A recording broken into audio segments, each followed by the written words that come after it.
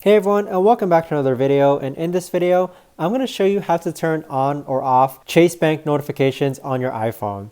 So this video is going to be particularly useful for individuals. Let's say that you receive a bunch of different notifications on Chase on your iPhone that you no longer want.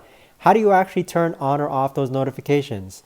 Either way, this video is also going to be short, sweet, and simple, guys. There's not going to be a lot of steps involved, but the way to actually do this is that you're first going to go into your settings tab here, which is this gray icon. Then on this page here, you want to scroll down to where it says notifications. So next, you want to scroll down until you find your Chase app. Keep in mind that it is listed in alphabetical order. So click on your Chase app.